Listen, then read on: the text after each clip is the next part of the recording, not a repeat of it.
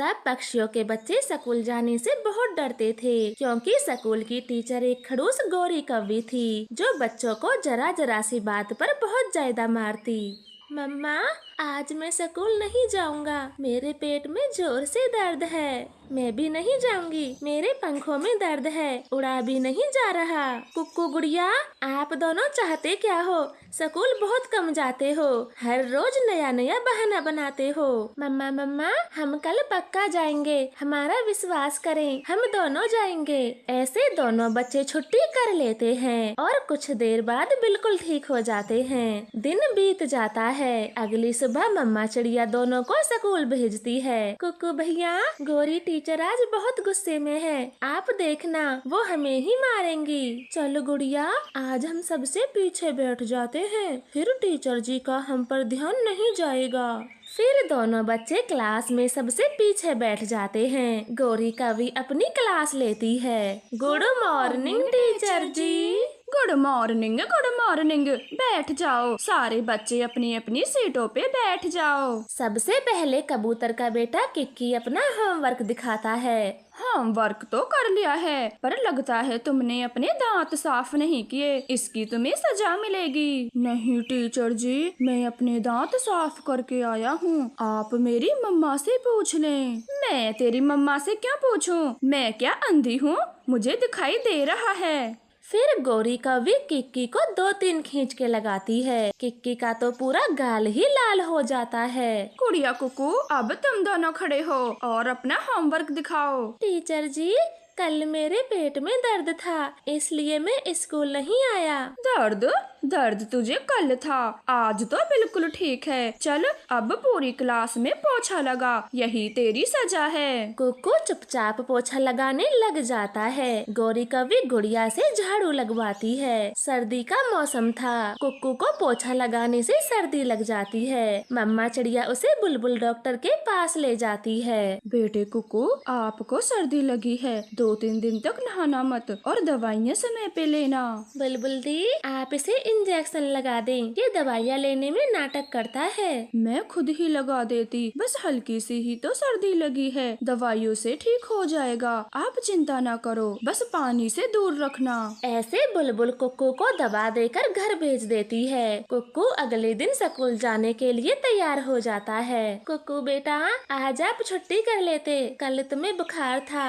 मम्मा, अब बुखार बिल्कुल नहीं है, मैं स्कूल चला जाता हूँ, वरना टीचर जी मार लगाएंगी। फिर कुक्कू गुड़िया स्कूल चले जाते हैं और दोनों बच्चे सबसे पहले अपनी कॉपी चेक कराते हैं। गुड़िया, होमवर्क तो पूरा किया है, मगर मैंने तो नई कॉपी में करने को कहा था, फिर पुरानी में क्यों किया? टीचर जी, मेरी पुरानी कॉपी अभी खाली थी। गलती तो तुमने कर दी, इसीलिए सजा भी जरूर मिलेगी, पूरे 10 थप्पड़ लगेंगे तुम्हें। फिर गौरी कवि गुड़िया को लगातार 10 थप्पड़ मारती है। चल जा, अब बैठ जा, आगे से जैसा मैं बोलूं वैसा ही करना, वरना 10 के जगह 20 लगेंगे। गुड़िया रोते रोते बैठ जाती है। कुक्कू डरता हुआ आगे बढ़ता है। कॉपी तो नहीं है और होमवर्क भी पूरा है। हाँ टीचर जी, मैंने सबसे पहले नई कॉपी लेके होमवर्क ही किया था। वो सब ठीक है, अब ये बता, नहा के क्यों नहीं आया? टीचर जी,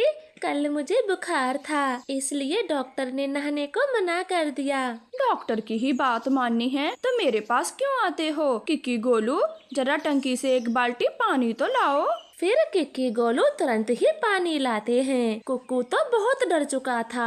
चलो बच्चों, ये पानी कुक्कू के ऊपर डाल दो, आज ये नहाकर नहीं आया है तो हमें ही नहलाना होगा। फिर वो दोनों बच्चे बाल्टी का ठंडा पानी कुक्कू के ऊपर डाल देते हैं। कुक्कू बेचारा तो रोता ही रह जाता है, उसे बहुत ठंड लगती है, वो कांप रहा था। ध्यान से सुन लो सारे बच्चे, जो भी नहाकर नहीं आएगा उसे ऐसे ही नहलाया जाएगा। चलो अब जल्दी से अपनी कॉपियाँ निकालो। सब बच्चे अपनी अपनी कॉफी निकालते हैं और ध्यान से गौरी कवि का पढ़ाया हुआ दोहरा रहे थे। कुक्कू का बुखार तो और भी तेज हो जाता है। टीचर जी, कुक्कू को तेज बुखार है, हमें घर जाने दो। मैं अच्छे से जानती हूँ, ये सब क्लास से भागने के बहाने हैं। चुप करके यहीं बैठो, छुट्टी होने पर ही जाना। ऐसे गौरी कवि उन्हें छुट्टी भी नहीं देती। दोनों बच्चे छुट्टी होने का बेसब्री से इंतजार करते हैं। घंटी बजते ही स्कूल से भाग जाते हैं और अपनी मम्मा के सामने जोर जोर से रोने लगते हैं। कुक्कू गुड़िया, क्या हुआ? कुछ तो बताएं। गुड़िया बेटा, आप ही बताएं, भैया ऐसे रो क्यों रहा है? मम्मा, भैया को बहुत तेज बुखार है, उसे डॉक्टर के पास ले चले। फिर मम्मा चिड़िया तुरंत ही कुक्कू का पंख चेक करती है। उसे तो सच में बहुत तेज बुखार था। वो जल्दी से उसे अस्पताल लेकर जाती है। वो रास्ते में ही बेहोश हो जाता है।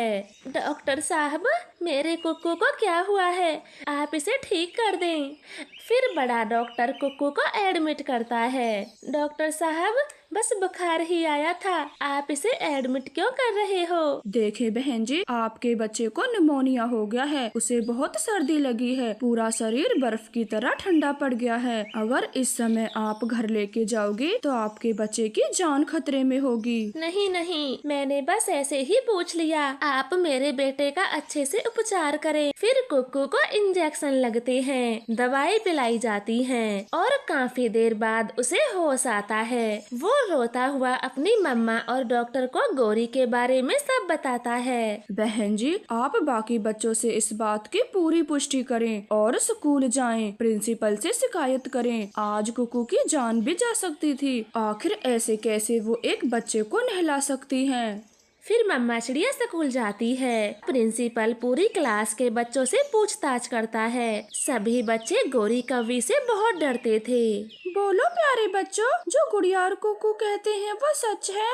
देखें मास्टर जी, बच्चे को आप डराए ना, ये झूठ बोल रहे हैं। कुक्कू को मैं क्यों नहलाऊंगी? इसे तो हफ्ते भर से बुखार था। रानो इसे दवा तो दिलाती नहीं और आई है मुझ पे इल्जाम लगाने। नहीं प्रिंसिपल जी, मैं अपने बच्चे को दवा दिलाकर लाई थी। उसे बुखार 3 दिन पहले ही आया था। दोस्त, हमें गौरी टीचर के बारे में सबको सच सच बताना होगा, वरना कल को हमारे साथ भी ऐसा ही होगा। अब चलें प्रिंसिपल जी, और रानो तुम भी जाओ। कहाँ बच्चों की बातों में आ गई। प्रिंसिपल जाने ही वाला था, तभी किक्की सब सच सच बता देता है। गौरी टीचर, बच्चे कभी झूठ नहीं बोलते और तुम्हें इसी समय स्कूल से निकाला जाता है। गौरी कवि को स्कूल से निकाल दिया जाता है। सभी बच्चे बहुत खुश थे। रानो चिड़िया का पति टुन्नू चिड़ा बहुत मेहनती पक्षी था। वो अपने पत्नी बच्चों की अच्छी परवरिश के लिए सब कुछ करता। फिलहाल वो एक टी स्टॉल में साफ सफाई का काम किया करता। और ये टुन्नू, ये फर्श कितना गंदा हो रखा है, ठीक से पोछा भी नहीं लगाया। और देखो, इस टेबल पर कितनी गंदगी है, जल्दी से साफ करो। जी जी मैनेजर साहब जी, मैं अभी करता हूँ। बस यही कहते रहते हो, अभी करता हूँ अभी करता हूँ, करते कुछ नहीं हो। फ्री की कमाई चाहिए तुमको। आप ऐसा न बोले, मैं सुबह से 3 बार पोछा लगा चुका हूँ। बाहर बारिश का मौसम है, कीचड़ तो होगी ही। ओहो, मैंने जरा सा क्या बोल दिया? तुझे बुरा लग गया? अपनी औकात मत भूल। तू यहाँ नौकर है और मैं मैनेजर। 1 मिनट में बाहर निकलवा सकता हूँ। टुन्नू चिड़ा चुप हो जाता है। वो मैनेजर बहुत घमंडी था। वो अक्सर टुन्नू चिड़े को सभी ग्राहकों के सामने खूब जलील करता, मगर टुन्नू उसे कुछ भी नहीं बोलता। वो चुपचाप अपने काम से मतलब रखता। शाम को जब वो अपने घर जाता है, क्या बात है टुन्नू जी, आप काम से जब भी घर आते हो तो बहुत गुस्से में रहते हो। मैंने कल भी देखा था, आखिर बात क्या है? बस मैं अब थक गया हूँ। वो मैनेजर मुझे जरा जरा सी बात पर सुनाता है, जी तो करता है वो काम ही छोड़ दूँ। तो छोड़ दीजिए ना, ऐसा काम करना किसको पसंद होगा जहाँ उसकी इज्जत ही भी ना हो। नहीं रानो, मैं ऐसा कर भी तो नहीं सकता। बड़ी मुश्किल से ये नौकरी मिली है मुझे। अगर मैंने काम छोड़ दिया तो घर का गुजारा कैसे होगा? टुन्नू जी, आप कोई दूसरा काम कर लेना, मगर वहाँ काम करना छोड़ दें। मुझे भी अच्छा नहीं लगता, आप हर रोज ऐसे उदास रहते हो। ठीक है, अब ठीक है, मैं कोशिश करूँगा दूसरा काम ढूंढने की। तुम खाना ले आओ। फिर रानो चिड़िया सबके लिए खाना लाती है। वो सब भोजन खाकर सो जाते हैं। हर दिन की तरह टुन्नू चिड़ा काम पर जा रहा था, तभी उसका एक्सीडेंट हो जाता है। कुछ पक्षी मिलकर उसे अस्पताल ले जाते हैं। टुन्नू, आपके पति का नाम है? हाँ, टुन्नू मेरे पति का ही नाम है। उनको क्या हुआ है? देखिए, आपके पति का सुबह रास्ते में एक्सीडेंट हो गया था। हमने उनको पट्टी कर दी है। अब वो खतरे से बाहर हैं। ऐसे बोलकर डॉक्टर उल्लू कमरे से बाहर चला जाता है। टुन्नू को भी होश आ गया था। मैं कहाँ हूँ? ये कौन सी जगह है? मुझे अपने घर जाना है। टुन्नू जी, आप लेटे रहें, आपको बहुत चोटें लगी हैं। मैं हूँ ना यहाँ। रानो, मेरा एक्सीडेंट हो गया था। कोई शराब पी के गाड़ी उड़ा रहा था। उसका चेहरा भी नहीं दिखा मुझे। अगर देख लेता तो बहुत मारता।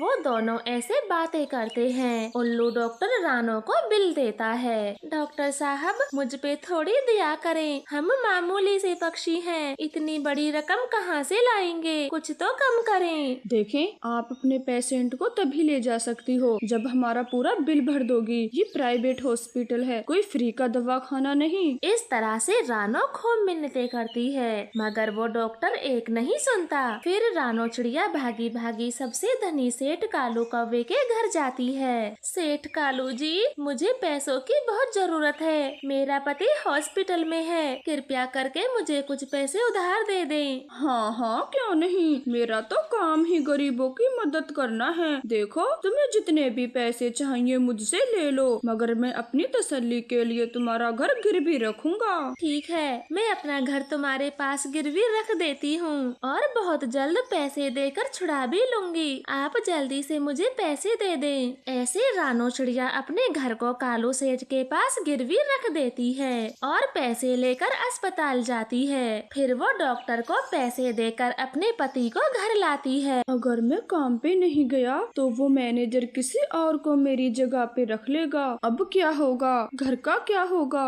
नहीं टुन्नू जी, आप घबराइए मत। मैं जाऊंगी आपकी जगह पे काम करने। आप आराम करें, मैं सब संभाल लूंगी। आपको बहुत चोटें आई हैं। फिर दूसरे दिन रानो चिड़िया काम पर चली जाती है। वो मन लगाकर काम करती है, मगर वो मैनेजर तो बहुत बुरा था। वो जानबूझकर रानो को परेशान करता है। रानो जी, आप यहाँ पे पोछा लगाना भूल गयी, जरा अच्छे से साफ करो, गंदगी अच्छी नहीं लगती। फिर रानो उस जगह पर बार बार पोछा लगाती है, मगर वो मैनेजर बहुत बुरा था। वो रानो से बदतमीजी से बात करता है। रानो को बहुत बुरा लगता है। वो गुस्से में मैनेजर को एक जोरदार चांटा मार देती है। छोटी चिड़िया, तेरी इतनी हिम्मत जो मुझ पे हाथ उठाए। रुक, मैं तुझे अभी मजा चखाता हूँ। जब मालिक खुद धमका के तुझे यहाँ से बाहर फेंक देंगे, तब पता चलेगा मैनेजर पर हाथ उठाने का अंजाम क्या होता है। कोई जरूरत नहीं मालिक को बुलाने की, मैं खुद ही ये काम छोड़कर जा रही हूँ और अपने पति को भी ये काम नहीं करने दूंगी। ऐसे बोलकर रानो वहाँ से चली जाती है।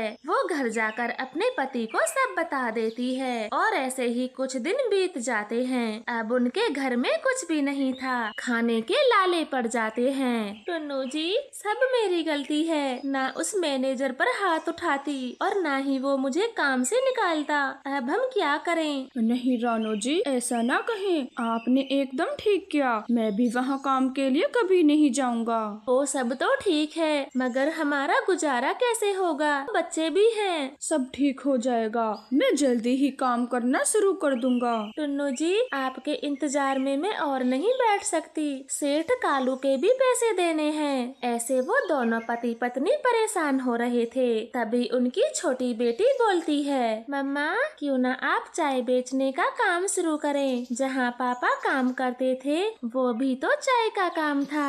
इस काम में आपकी अच्छी कमाई होगी। हाँ रानू जी, ये तो गुड़िया बेटी ने ठीक कहा। अगर एक बार ये काम चल गया तो हमारी गरीबी दूर हो जाएगी। मैं पहले ठीक हो जाऊँ, फिर ये काम शुरू करूँगा।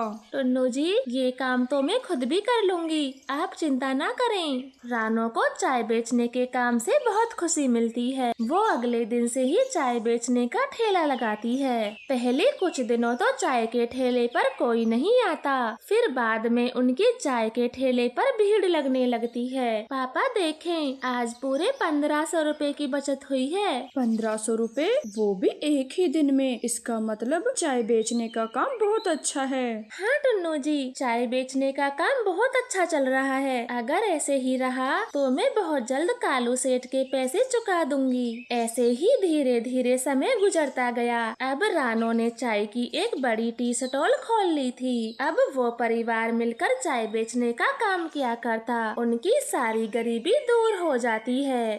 चील अपने घोंसले में बैठी सो रही थी। अचानक से उसके ऊपर एक हार गिरता है और वो नींद से जाग जाती है। ये क्या गिरा था मेरे मुंह पे? हार? ये तो किसी पक्षी का सोने का हार लगता है। अब ये मेरा हुआ, मैं ही पहनूंगी सोने का हार। ऐसे वो चील सोने का हार पहन लेती है। गौरी कव्वी जो चील से अक्सर मिलने आती थी, वो एक दिन चील के पास आती है। बड़ी चील, तुमने ये सोने का हार कब लिया? बहुत सुंदर है, एक बार मुझे भी पहनने दो प्लीज। लगता है तुझे हार का बड़ा शौक है। ये ले, पहन ले, मगर उड़ मत जाना कहीं। चील, मैं आपसे बचकर कहाँ जाऊंगी? फिर चील का हार गौरी कव्वी पहन लेती है। वो तो हार पहनकर बहुत खुश होती है और झूमने लगती है। चील जी, बताओ ना, मैं कैसी लग रही हूँ? सुंदर, या फिर ये कहो अति सुंदर? हाँ हाँ गौरी कव्वी, मुझसे कहीं गुना ज्यादा सुंदर दिख रही हो तुम। ये हार बार मुझे नहीं जचता।